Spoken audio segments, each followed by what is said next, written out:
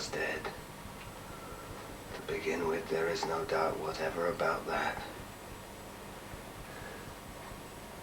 The register of his burial was signed by the clergyman, the clerk, the undertaker, and the chief mourner. Scrooge signed it. Old Marley was dead as a doornail. Scrooge knew he was dead. Of course he did. How could it be otherwise? Scrooge and he were partners for, I don't know how many years. Scrooge was his sole executor, his sole administrator, his sole assign, his sole residuary legatee, his sole friend, his sole mourner. Oh, but he was a tight-fisted hand at the grindstone, was Scrooge. Squeezing, wrenching, grasping, scraping, clutching, covetous old sinner.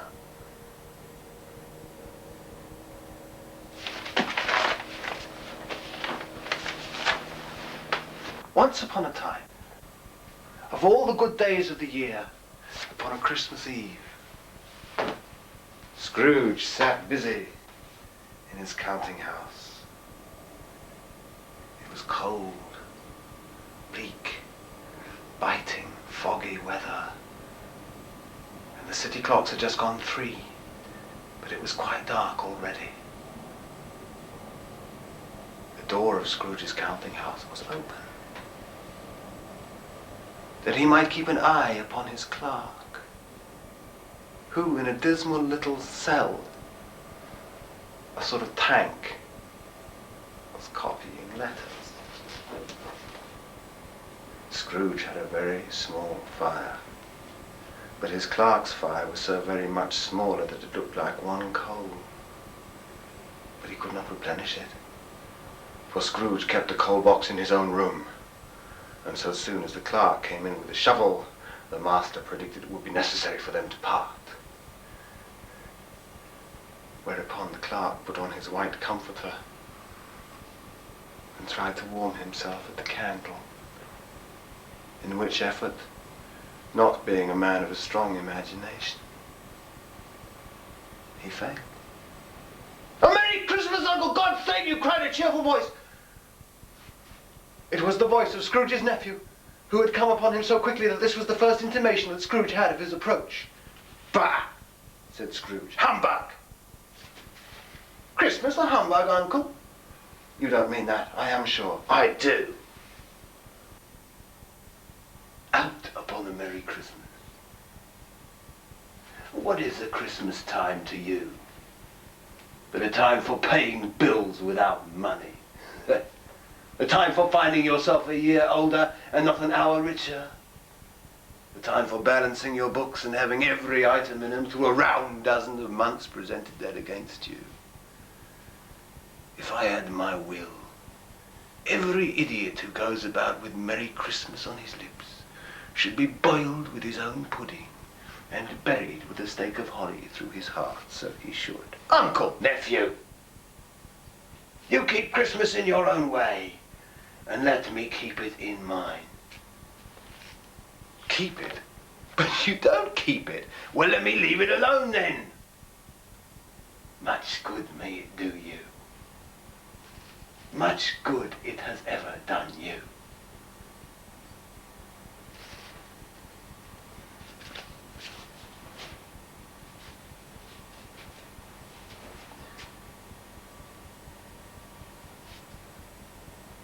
There are many things from which I have derived good, by which I have not profited.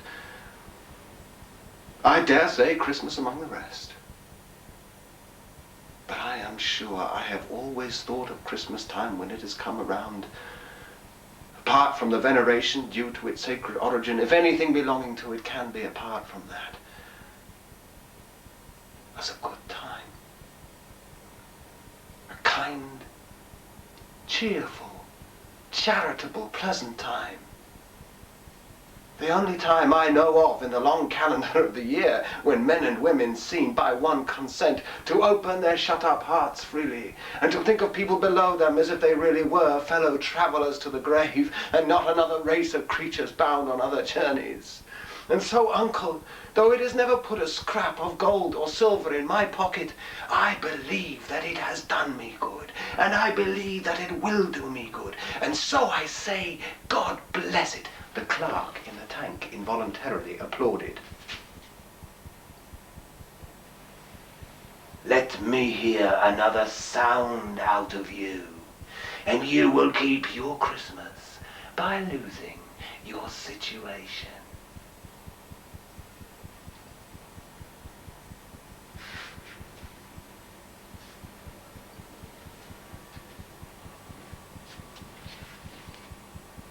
You're quite a powerful speaker, sir. I wonder that you don't go into Parliament. Come, Uncle, don't be angry. Dine with us tomorrow night. Good afternoon.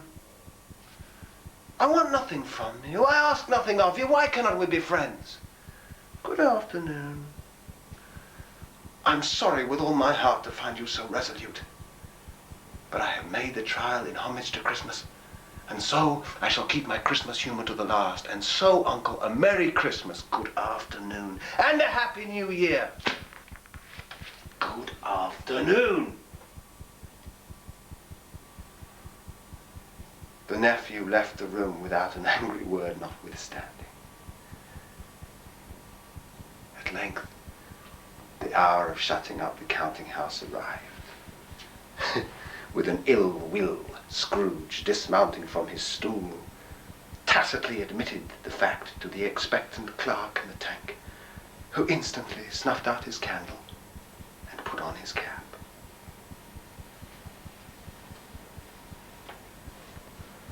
You'll be wanting all day tomorrow, I suppose.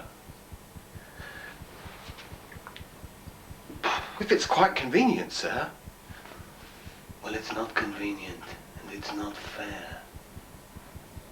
If I was to stop you half a crown for it, you'd think yourself mightily ill-used, I'll be bound. Yes, sir. And yet you don't think me ill-used when I pay a day's wages for no work? Well, it only happens once a year, sir. A poor excuse for picking a man's pocket every 25th of December. Still, I suppose you must have the whole day. Be here all the earlier the next morning. Clark promised that he would, and Scrooge walked out with a growl. The office was closed in a twinkling, and the clerk, with the long ends of his white comforter dangling down below his waist, for he boasted no great coat, went down a slide at the end of a lane of boys 20 times in honour of its being Christmas Eve, and ran home as hard as he could pelt to play at blindman's buff. Scrooge took his melancholy dinner in his usual melancholy tavern. And having read all the newspapers and beguiled the rest of the evening with his banker's book, went home to bed.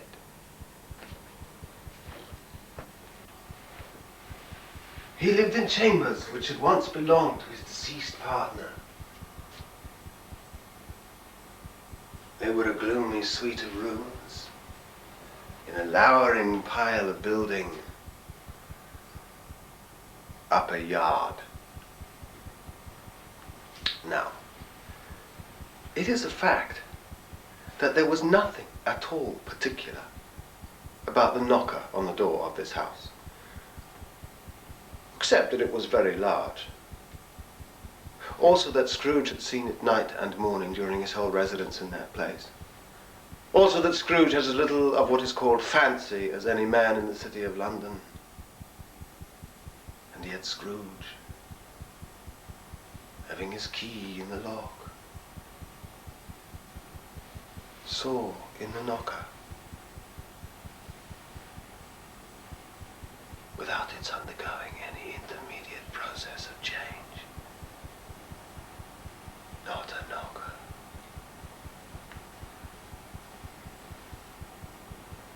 But Marley's face.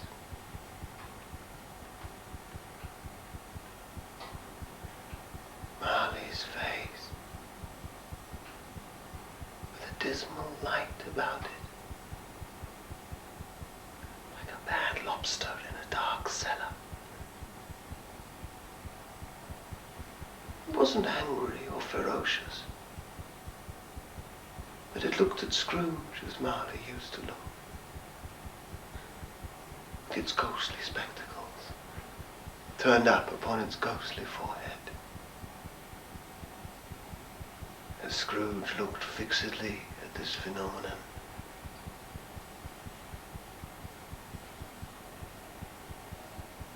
it was a knocker again. "Pooh, pooh," he cried, and he closed the door with a bang.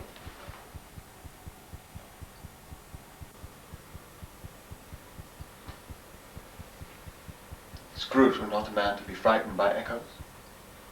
He fastened the door behind him, walked across the hall and up the stairs, slowly too, trimming his candle as he went. Up Scrooge went, not caring a button for its being very dark. Darkness is cheap, and Scrooge liked it. But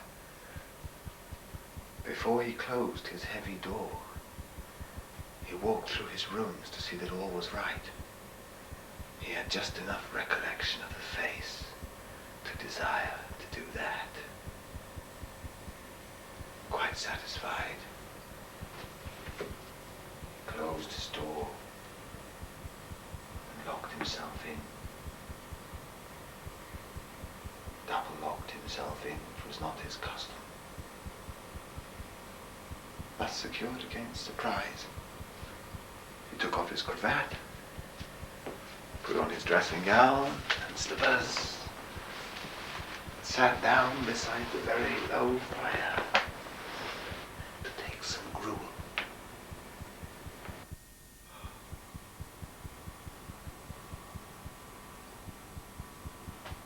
As he threw his head back in his chair, his glance happened to rest upon a bell. A disused bell that hung in the room and communicated for some purpose now forgotten, with a chamber in the highest story of the building. It was with a strange and inexplicable dread that as he looked at it,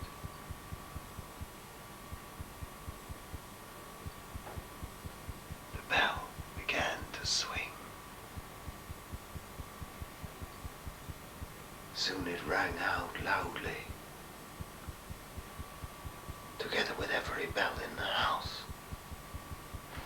This was succeeded by a clanking noise, deep down below, as though somebody were dragging a heavy chain over the cask in the wine merchant's cellar. Then he heard the noise much louder, upon the floors below, then coming up the stairs, then coming straight towards his door. And it came on through the door, and the spectre passed into the room before his eyes. And upon its coming in, the dying flame leaped up as though it cried out, "I know him, Marley's ghost."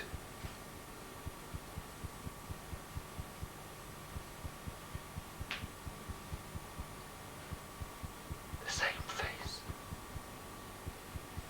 The very same. Marley, in his pigtail, usual waistcoat, tights, and boots. His body was transparent, so that Scrooge, observing him and looking through his waistcoat, could see the 2 buttons on his coat behind. Scrooge had often heard it said that Marley had no bowels, but he'd never believed it until then. No. Nor did he believe it even then.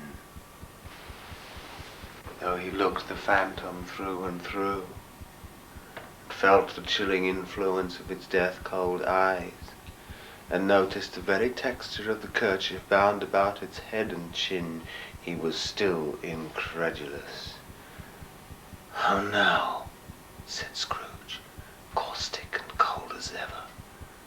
"What do you want with me?"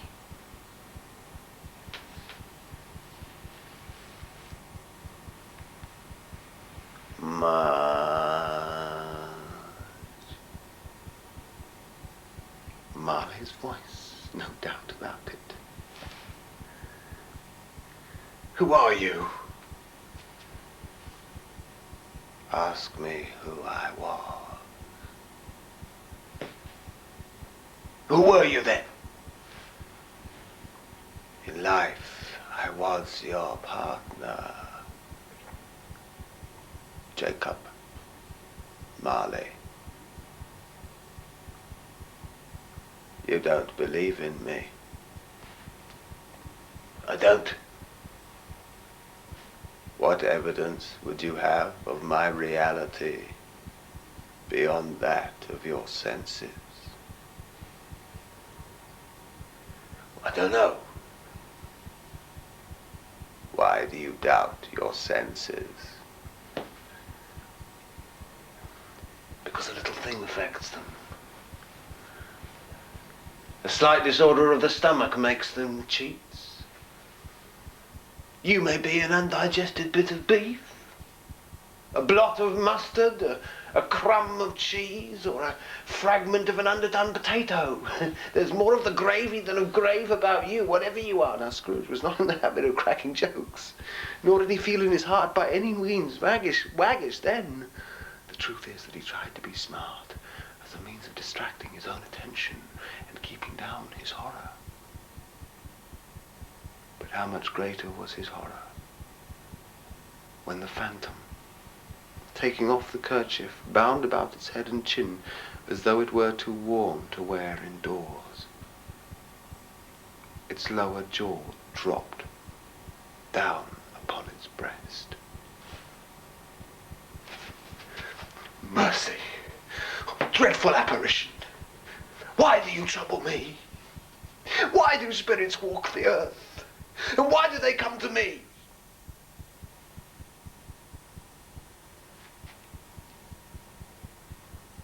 "It is required of every man that the spirit within him should walk abroad amongst his fellow men and travel far and wide.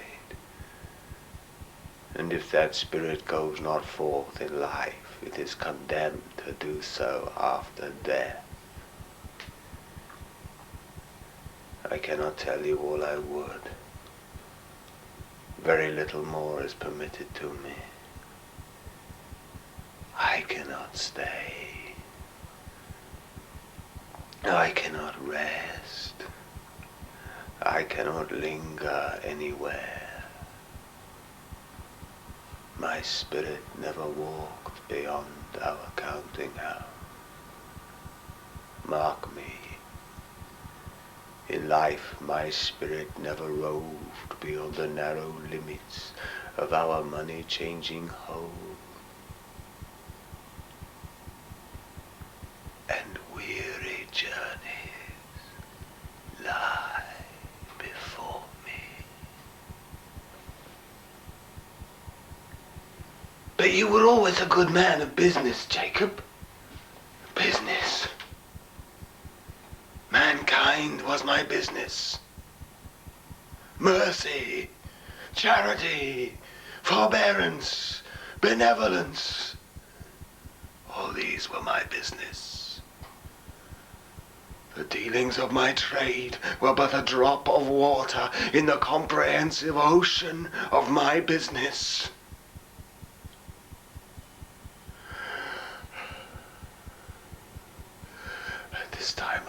howling year I suffer most.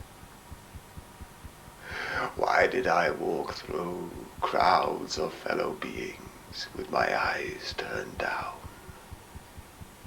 and never once raise them to that blessed star, which led the wise men to a poor abode?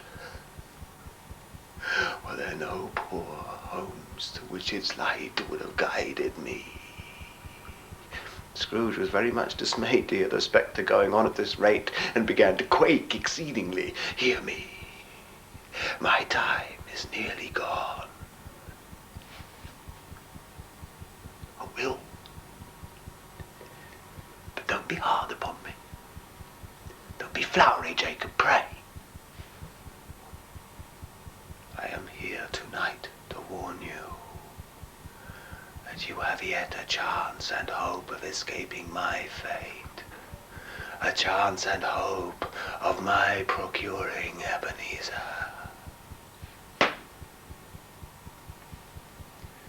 You always were a good friend to me. Thank you. You will be haunted by 3 spirits. Is that the chance and hope you mentioned, Jacob? I think I'd rather not. Without their visits you cannot hope to shun the path I tread. Expect the first tomorrow night, when the bell tolls 1. Expect the second on the next night, at the same hour. Expect the third upon the next night, when the last stroke of 12 has ceased to vibrate. Look to see me no more, and look that for your own sake you'll remember what has passed between us.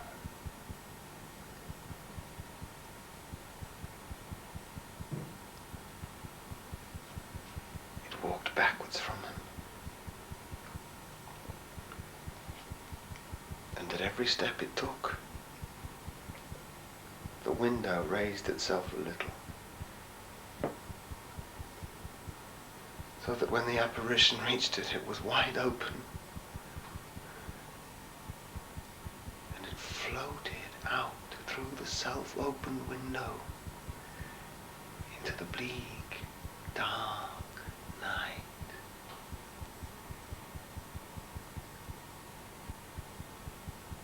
Scrooge closed the window and examined the door by which the ghost had entered. It was double locked, as he had locked it with his own hands, and the bolts were undisturbed. Scrooge tried to say humbug, but stopped at the first syllable. Being, from the emotion he had undergone, or the fatigues of the day, or his glimpse of the invisible world, or the dull conversation of the ghost, or the lateness of the hour, much in need of repose, he went straight to bed, without getting undressed, fell asleep on the instant.